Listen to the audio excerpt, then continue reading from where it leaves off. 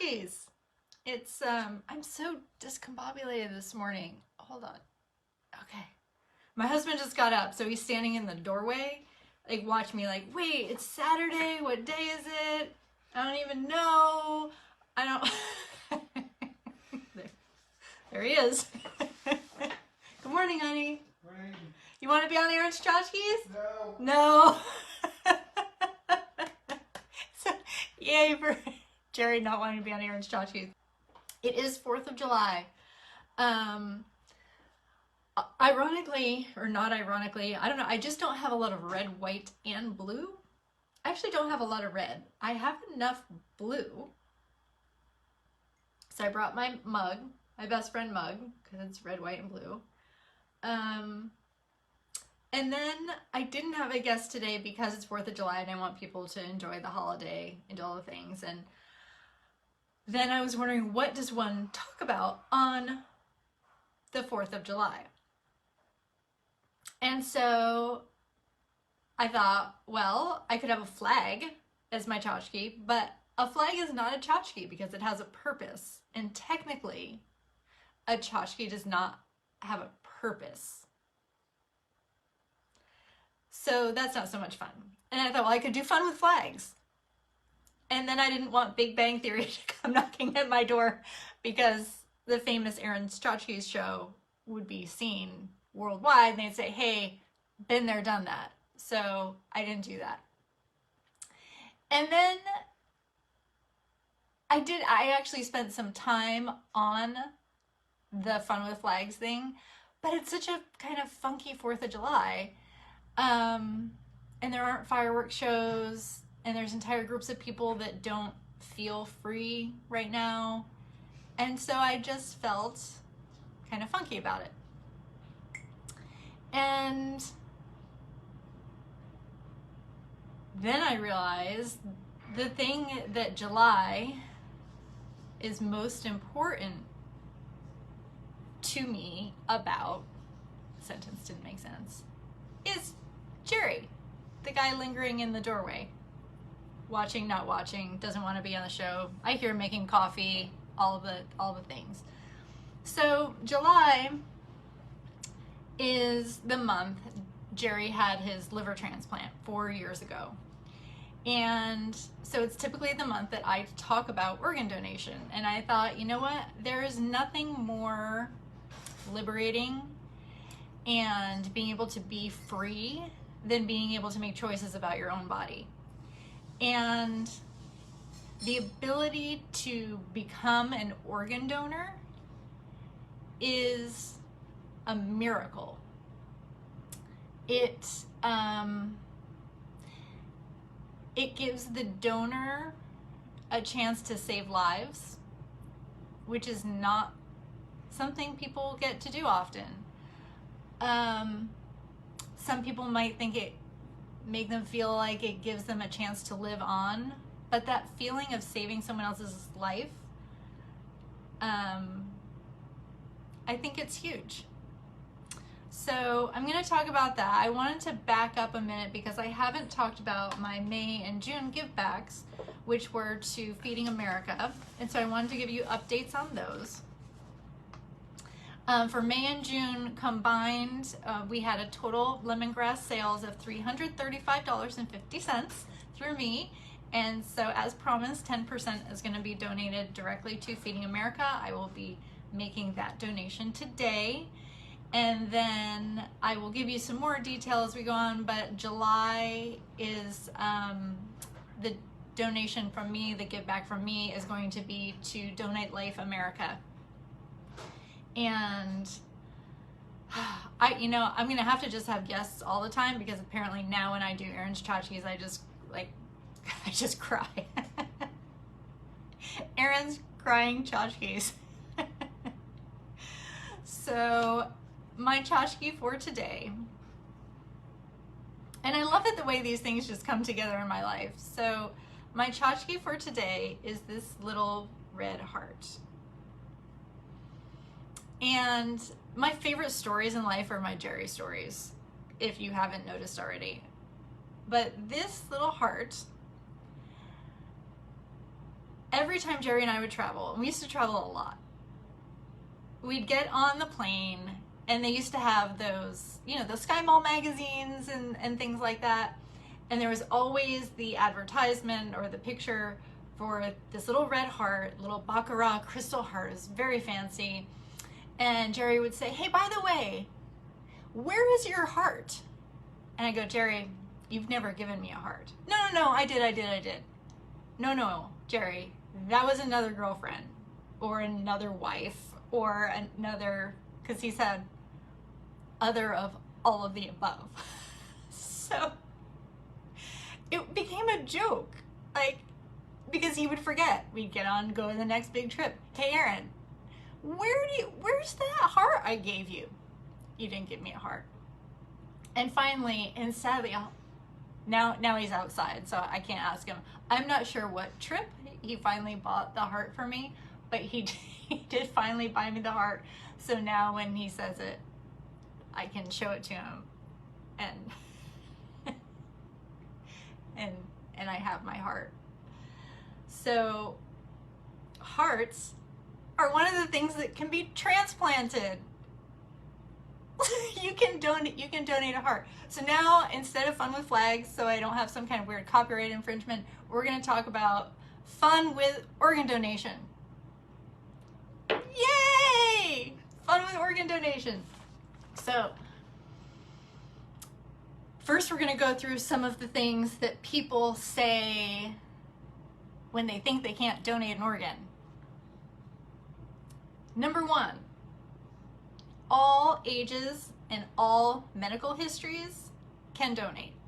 And that's probably the number one thing I hear from people. Either, no one's gonna want my organs, I used them all up. This liver, this, you know, whatever. I'm too old, who's gonna want a 90-year-old anything? I hear that all the time. The second one I hear is, well, I have this medical condition, or this is wrong and that is wrong, and all of those kind of things. Those are the top two things that I personally hear whenever I talk about organ donation. And which leads into the second point, is there's more than just major organs that can be donated. So yes, it's your heart, lungs, kidney, pancreas, liver. I think I said kidneys already, but your intestines, your corneas, your skin, tendons, bone, nerve, and heart valves, all of those kinds of things can all be donated. And so if you have a condition that affects something, it may not affect something else, but when you become a donor, the doctors, they inspect you. You get inspected by a doctor. They determine what is viable, what is not, what can be used, what can be not, and it is used to save lives. And so I just think that's really important. And knowing that it's not just one life that you're saving, you can save multiple lives. And I didn't pull that exact statistic this morning because, as I mentioned, I was kind of going through what to talk about today. But I feel like the number of lives affected is, I think, between 8 and 15. I apologize. I donated blood last week, and so I made a post about donating blood and how many lives that can help as well. So yes, I'm all about donating of the body.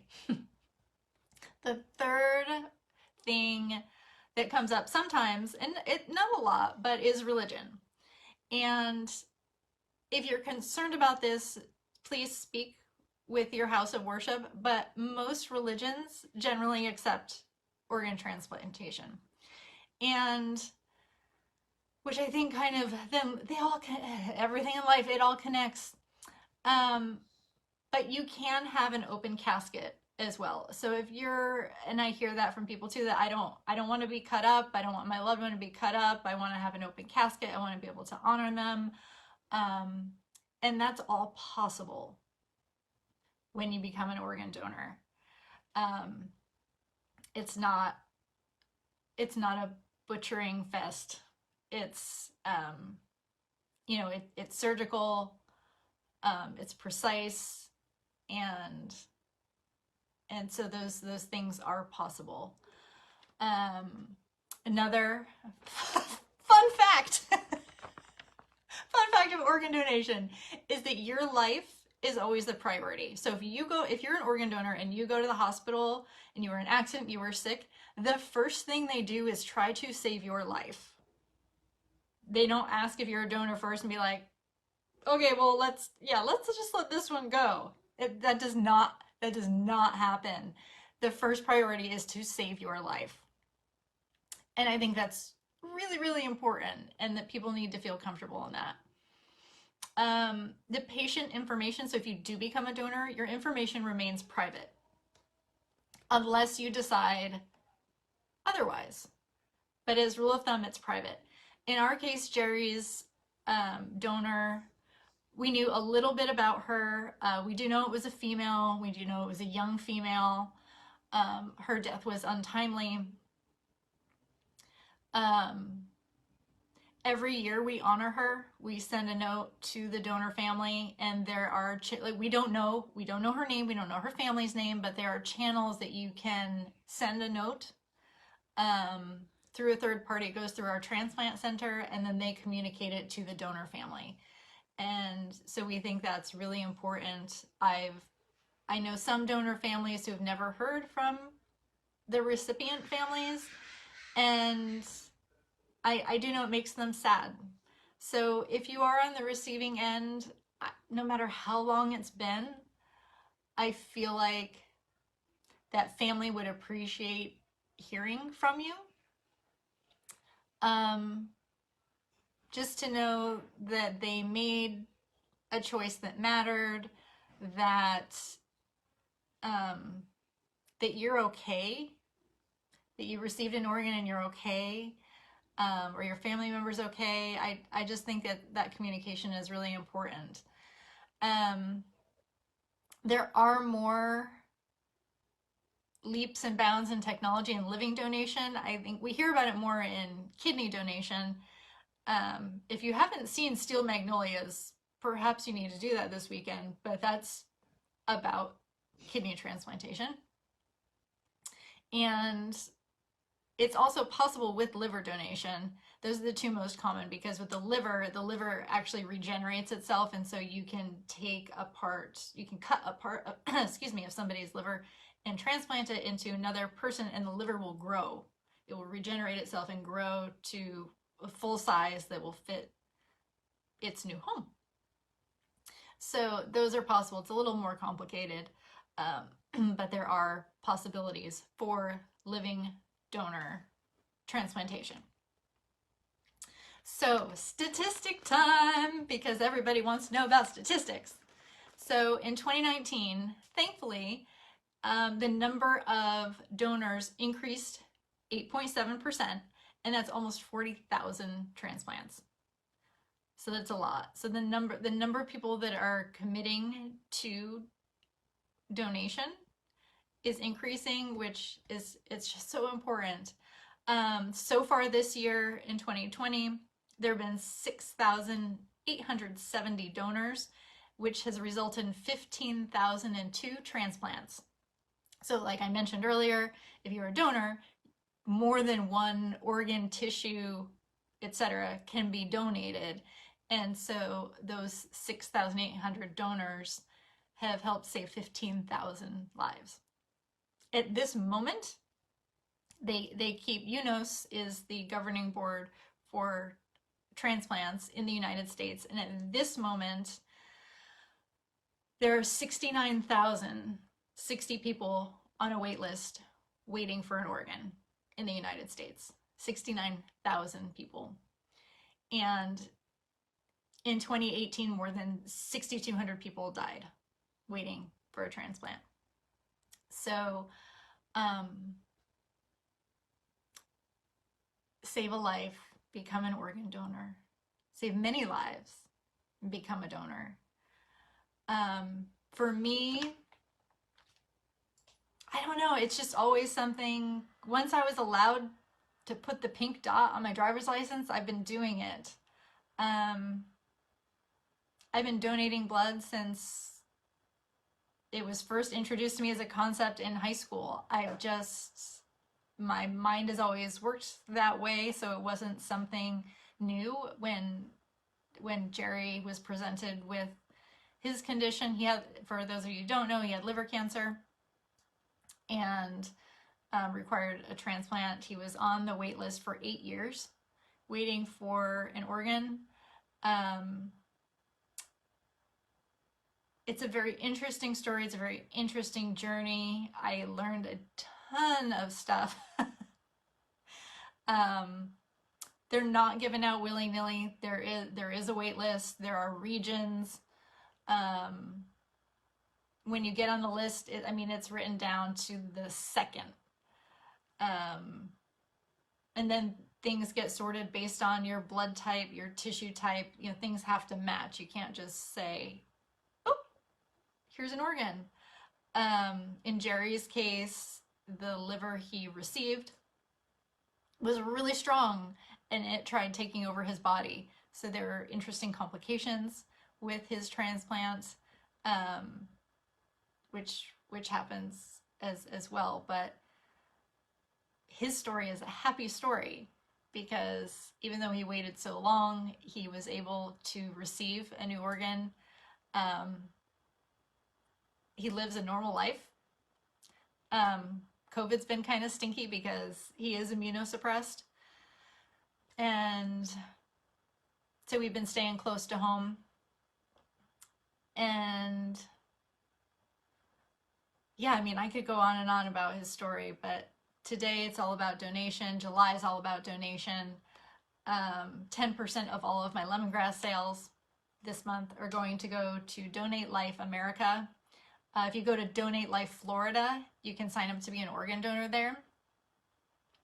So if you're not feeling like you need any lemongrass stuff, but who doesn't? We got insect repellent and hand sanitizer and sunscreen and healing elements, and we have all kinds of magical things. But if you don't need any of that, you can donate on your own. If you want to donate through me, you can. But you can donate at Donate Life America, and I will post that link. If you're already a donor, let's see, what should the code be? Maybe just hashtag Donate Life. Let's do that. Or donate, or I'm a donor. I really don't care what you say. If you are one, comment below, and I'm going to send you a free little lemongrass gift. I will send it out this month. This just came to me magically. So I'm not exactly sure what it'll be, but give me a shout out, help spread the word, and we'll get little treats out to you. So it is now 8:20. It is 4th of July. Enjoy it. Enjoy your freedoms. I suppose try to think of all the good things that this country has to offer and the growth that we have made. We're still growing as people, as a country. So let's embrace the change and give life. Give life, you guys. Happy 4th of July and have an amazing day.